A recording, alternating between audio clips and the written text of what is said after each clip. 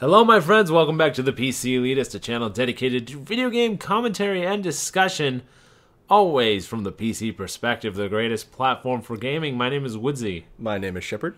And we couldn't have a channel dedicated to PC gaming if we didn't, at one time, bring up, I think it's the biggest PC game Ever. Yeah, World of Warcraft. World of Warcraft. Chances are there isn't going to be World of Warcraft footage along this video. There will not be, considering we don't play anymore. So if there's, like, Battlefield footage, or Probably Battlefield footage. Thanks to one of our subscribers who plays with us on Battlefield, Rapid Fire Reaper. He Love him. got me into the beta for Tribes Ascend. Really? Yeah, which I'm a veteran. That's awesome. And I can't wait to play it. But I was watching a beta video at work today on YouTube, and a guy kept calling it a spin fuzzer. I didn't play Tribes. I know it's a spin fuser. I've heard enough epic stories to know it's a spin fuser. And I'm just like, I can't wait to own this guy on the internet who doesn't know how to play Tribes. You know? Like monkeys humping a football. If we put this out, I wonder if anyone would be interested to see my first outing back into Tribes. I certainly would. Okay. When your boots first hit the dirt. Yeah. Do anyway, we're talking about World of Warcraft. It is, by many standards, winding down. They're starting to lose subscribers in more than just handfuls. Right. They're losing a couple percent per month. 10%, I think, in October or November.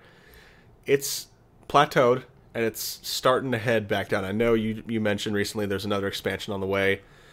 But yeah, it's been 7 years. I mean, I'm not going to say it's had a good run like it's over, but 7 years for a game like that, never before. I won't say never again, but it's done something. Blizzard is an amazing company. They are, except now that they're with Activision. And this might be a different subject, but I think Diablo might be the first time I'm disappointed with them. But we'll get there. We'll get there. Let's let the full game come out, and then we'll flesh it out, because it's earned that. Yeah, it's true. Earned a full test, and we'll just make Rousdower spend the money on it, and we'll play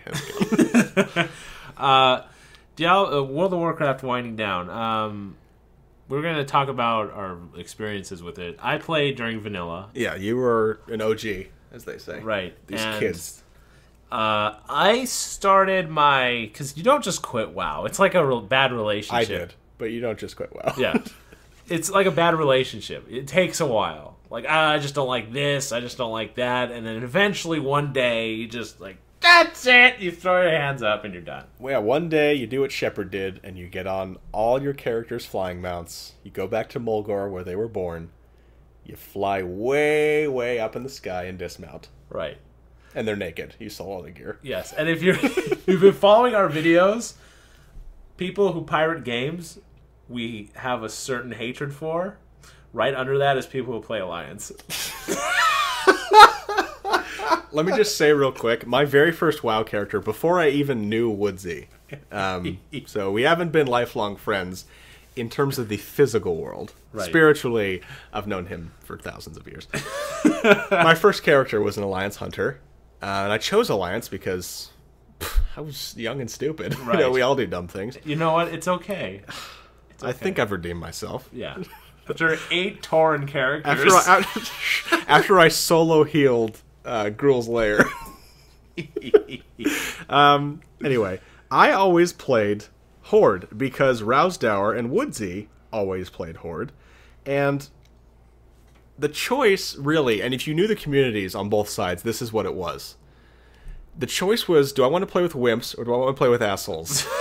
You can play with namby-pambies in Stormwind, or you can play with just fucking assholes in Orgrimmar. Those are your choices. Horde were so rude and mean and stupid and childish. But I'd rather have that than the Alliance crowd. Yes. Remember when they'd add the word anal to everything in chat, and they'd start linking spells and abilities? Yeah. Wow. People had to entertain themselves in town while they're waiting to get their boxes opened by a rogue. Somehow. Anyway, so our experience with WoW. First character was an 06, an Alliance, and then we started playing heavily 07 from then on. We had you were the tank of all tanks. Let me tell you, this guy won't tell you what his name was. Why not? Should I? Yeah, why not? Tearzuul. Tearzuul. If he was still in the armory, which I don't know if he is. I don't My think God, he was gorgeous. I myself was a healer. I was a Tauren Druid. Did a little huntery, did a little paladin when Tauren Paladins came out. So I think I had like 385s and 80, and we have a lot of endgame experience and a lot of leveling experience. Just he and I spending countless hours I don't know leveling how together. much end game really, because we never did the super ridiculous raids as soon as they came out because we had lives after all. Yeah, I had huge issues with the raid community. Like there was the WoW community, certainly. and then there's the raid community. You had much more vanilla level 60, Molten Core, all those raid experiences. Yes. But 70, 80, 85, we did raid quite a bit. We led raids for a while. We had a great deal of fun, and we took it seriously in the sense that we wanted to just get a small group of dedicated players together who just wanted to have fun. Kind of like this channel. Exactly. And if you were the type who would come into our raid group and say, okay, guys, this is how you do this. Let me just tell you right now, this is how you beat this boss. That's not what we were into. We were into trying strategies that people hadn't really tried. Sure, we wiped a lot. But when we pulled off the most improbable of all strategies, it felt so good. Yeah. So, basically, that's a very brief summary of our experience. When we played, we frequently always played together, and it was good. We don't play anymore. We haven't for a while. But those were some really good times in gaming. That's true. Certainly. I love tanking. And I felt that it was the most challenging part of that game to me because of just the spatial awareness required to be a good tank. Because you knew when you had a terrible tank and you were trying to cast and there's some mob just smacking you in the face the entire time and you're trying to heal the tank and there's a mob hitting you in the face and then the tank dies and he says, WTF, healer. Exactly. Well, if you taunted the guy hitting me in the face the entire fight. Exactly. I think, and this is the last point I'll make on it before we get to the larger issue, being a great tank is like being a great drummer.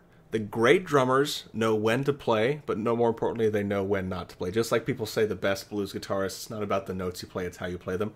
The best tanks knew when to just let it happen. They knew they didn't always have to generate threat, this, that, and the other. So I think Tearzuul Woodsie was phenomenal at that. It was fun. It was fun. Anyway, so we have seen the gold standard in MMORPGs. What have we learned? That it'll be a very long time before I want to play a dungeon crawler MMO again. I agree. I think we did it for so very long. We had itches where we said, we want to play FPS, and we did that for a while, then went back to it.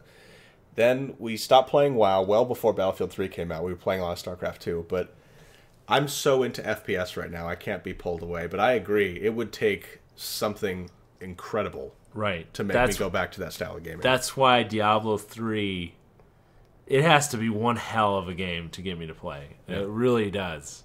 Especially given your history with it. Well, I love Diablo 1 and 2. I really did, and I love the dark universe of Diablo, and I've said this to you before, in the rankings of the lore that I enjoy and the stories of Blizzard games, I love StarCraft lore more than anything. You and I have both read the original StarCraft booklet. So many times. Then it's Diablo. I've actually read some of the books, the novels, not the graphic novels, but the novels. And last on the list is WoW. Like, I really don't care about the dragons and all that. Yeah, I really thought when I got into it, because I was never into RPGs, and I thought, you know what, I'm going to get into the lore and really try and enrich my gaming experience with this game. But the more I actually read the quests and this, that, and the other, it didn't really add to the gameplay for me. I felt like, okay, I have a lot of shit to do. Automatic quest text, let's just get on with it. Right. Who do I have to kill and how many? So for me, MMOs, I'm excited about PlanetSide 2. Yeah. I know Goonies ruled the original, but if they improve on it, I'll be happy to play it. But I can't see the same like WoW style. Like if World of Warcraft 2 came out, I don't see me getting excited about it. Exactly. And I think one of the things we really learned is that if you have a game that you support, by support I mean you as the developer, and Blizzard supported that game like no one ever has. And I think you saw how gamers respond when you say, you take care of us, we'll take care of you. You know, right. In whatever order you want to say it. I think you saw that WoW players have been incredibly loyal, much more so than I think Blizzard could have anticipated. And so I think one of the things you saw, outside just in terms of the actual gameplay, is what the community does when they feel that you are providing them with something that not only do they love playing, but you love playing, you as the developer. Right. And I think you saw a lot of that loyalty, and so I'm excited by that. I hope that trend continues. Well, I think that's why a lot of the hardcore people are leaving, is because vanilla WoW there wasn't a formula to it. There was a lot of oddities and like loose ends. A lot of people were finding their own way. Yeah, really. There's factions that didn't really matter, and if you look at the old dungeons like UBRS, and they're just massive, and there's different quests to do inside of them. There's a different style, and the discovery of trying to figure out how to get through the bar at UBRS was part of the fun. Yeah. And now it's so formulaic. Everyone knows what to expect. Okay, this boss is going to do this, and he's going to air mode, and that and that. Yeah, and it's, okay, we're going to need a Shadow Priest for this. Like, there's so much specialization. It's hyper-specialization. Right. It's not just, let's just get a bunch of our friends and people we like playing with and see if we can do this. Yeah, exactly. The new dungeons and even instances, the 5-mans, they're not really like that anymore. And it's figured out like this. Yeah, until Cataclysm, where everyone was so overpowered that you can 3-man stuff. Right. And that, I think, bothered a lot of the hardcore gamers as well. Right.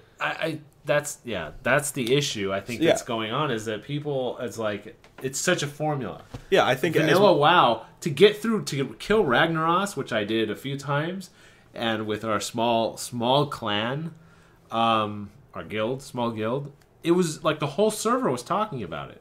You guys killed Rag? Like, there was only one guild that killed Rag on our server, and we did it. Yeah. It was very impressive. So it's not like that anymore. I think as much as you saw the loyalty from gamers, you also saw how they respond when you try and change the game to pull it. Because WoW already had an established base. They weren't really growing their base, I think, as much as they wanted to. So they changed the game and try and loop in players who had either not been aware of WoW or just hadn't really wanted to try it. And I think that's when you really saw the hardcore people jump the shark. But you're going to see that anytime, anywhere. Right. I think there's also community get frustrated with, oh, well, we never get that armor because we can't do those raids. Yeah. So they have to make them easier. Yeah, exactly. I think another important question is, what do we want the next MMORPG to be? Do we want it to take what WoW did well, which was a lot of things? Do we want to take those and kind of reshape and make something bigger and better? Or, not bigger, but just something better? Or do you want them to kind of reinvent the MMO wheel? MMORPG wheel, and just make something truly unique? Because all the other, Lord of the Rings Online, all of these, every time I played one of those, it said, I see they got this from WoW, that from WoW, and that from WoW. Right. And that's not a bad thing, because WoW did so many things well. Some people would argue that WoW wasn't a 10 at anything, but it was no less than an 8 at anything either. Right. So I'm just, what do you want the next one to be? Do you want a completely fresh experience? I would want, off the top of my head... It's a Herculean task, though. Yes. I think I would want something more like... Now, I'm not a big fan of Bethesda games, and I don't know what Skyrim is like, even though I hear it's just another Bethesda game that doesn't excite me. But to have an MMO where it's not like WoW, like, oh, there's the vendor, there's this, that, this, and it's all text over their heads, but try to be more immersive, to be like a real world. So you walk into a town you've never been to before, you have to ask around to find out where stuff is? Right. Things are not just told to you. And the townspeople have more of a schedule. Yeah, they have their routine, so if you want to buy ammo, you can't just go any time of day. You have to go on this schedule. Right, exactly. Yeah. Something like that. I think a living world in which you play, not a world that that revolves around you. Exactly. Basically. Or a static world. Like Orgrimmar was great, all the cities were great, but it was kind of annoying that you always knew where everything was at all times. May have not been efficient if it was any other way, but... Right. Yeah. Exactly. Yeah, I tend to agree. And I think the last big question I have, and my thought... I mean, I defer to you in terms of thoughts on this, just because I'm much more interested in hearing what you have to say on this than saying what I think. Was WoW too big? And by that, I don't mean as a game, as a blockbuster seller. Was the game world too big? Were the servers too big? I, for one, don't think so. I thought the massiveness of the game world was incredible, and especially because I got my Explorer title, I got to see the entire world. It was just amazing to me how, kind of like how I can sit here now in this chair next to you and think there are people halfway across the world who are playing Battlefield 3 right now. And that's not anything spectacular, but I'd be in Southern Barrens and say there's someone in Darkshore right now questing. Right. And it would take me minutes to get there. I just love that just the hugeness of the game world, and I also love that the servers had thousands of players. Right. Because you could group up with people and never come across the same guy, which in many cases was a blessing. I thought the size of the worlds were wonderful, but there were some people who said, I just want a much more smaller, more familial server, where it's like a smaller town. You get to know everyone. You know, but I obviously think, as in real life with small towns, there are many disadvantages to that. I like the size of it, and it's like PlanetSide. I know PlanetSide wasn't as big as WoW, but if you're talking about the physical world, the geography of the planet, of everything in WoW, I loved how big it was, and I loved how big PlanetSide was. I had to get in a Jeep and sometimes drive for a while to get to where I wanted to go. Yeah. If anyone has done an ant run in PlanetSide, you know what I'm talking about. Sometimes it takes a while to get there. I like it. I like a lot of people. You know, I know more people isn't always more fun, but in an MMO, I want massively multiplayer. That's true. In the name, that's what I want. It certainly was massive. And one of the things I said to you early on when I started playing WoW was, wouldn't it be cool, given how friggin' huge this world is, if you could buy property?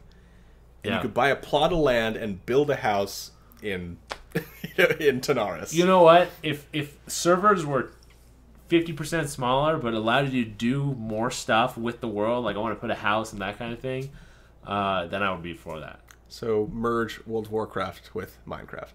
Well, old MMOs like UO, Ultima Online did that. Mm-hmm. You know, so I like that kind of stuff. Yeah. I want to build a tower in the middle of the forest. Yeah, exactly. So those were the questions that I really had in terms of WoW, and I'll put them to you again. And you know, really, what was the first one? It was we've seen the gold standard in WoW. What have we learned? What have you learned from playing WoW? I know that not all of you may have played it, but those of you who did, what did you learn? What do you want the next MMO to be? The MMORPG, what do you want the next one to be, if you even want another one? Or, you know, did you shoot your WoW wad and now you're all set? Don't need to do it anymore. And finally, how did you like? Was it too big? Was it too small? The size of it, and I think that kind of is folded into what did you learn? And yeah. Please comment. Please rate. Please thumb up. Subscribe. My name is Woodsie. My name is Shepherd, and this is the ThePCelitist signing out.